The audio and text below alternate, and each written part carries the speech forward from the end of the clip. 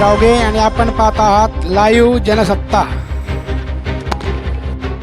सावदा येथील स्वामीनारायण मंदिरात दिनांक 19 रोजी अक्षयतृतीनिमित्त 2100 घागरी भरून पितृतर्पण करण्यात आले। यावेळी शास्त्री भक्तिप्रियदासजी यांनी सदर घागरी का भराव्या याचे महत्त्व सांगितले। बघा फक्त लाईव्ह जनसत्ता। जय स्वामीनारायण। खूप सुंदर आजचा आनंदाचा दिवस आहे। अक्षय तृतीयेचा पर्व आहे। आजच्या दिवशी केलेलं जे पुण्य आहे त्याचा कधीही नाश होत नाही, म्हणून या तिथीला अक्षय तृतीया असं म्हणतात। आज सनातन धर्माप्रमाणे आज प्रत्येक पितृच्या मोक्षार्थाकरता त्याच्या प्रसन्नतेकरता आपण घागर भरत असतो आणि आपल्या या स्वामीनारायण मंदिर सावद्यामध्ये खूप मोठ्या प्रमाणामध्ये घागर भरणीचा उत्सव केला जातो। आज तब्बल 2100 घागरी भरण्यात आले, म्हणजे 2100 घागरी या स्वामीनारायण मंदिरमध्ये भरण्यात आलेला आहे।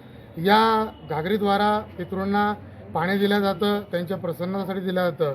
घागरी तर सर्वीकडेच भरत असतात, पण विशेषता अशी आहे देवाच्या सानिध्यामध्ये 112 वर्ष या मंदिराला पूर्ण होत आहे आणि हरिकृष्ण महाराज राधाकृष्ण देव यांच्या सानिध्यामध्ये ही घागर भरली जात आहे। त्यामध्ये विशेष संतांद्वारा ही आहुती या यज्ञामध्ये केली जात असते आणि पवित्र पूजेद्वारा मंत्राद्वारा ही विधी ही करण्यात येत असते। तर सर्वांनी हा लाभ घेतला। त्याचबरोबर आमची सर्व काही कार्यकारी मंडळी आहे। असं म्हटलं आम्ही मोरासारखे जरी असले पण आमचा जो पिसारा आहे, मोर पिसाराशी शोभत नाही, आमचा जो पिसारा आहे, सर्व आमची कार्यकारी मंडळी आहे।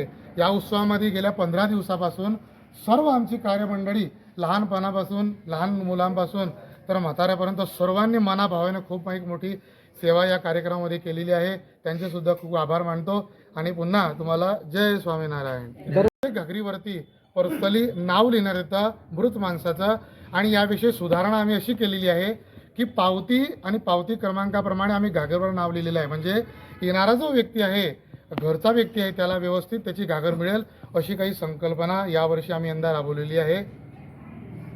पुढच्या वर्षी कार्यक्रम राहील का?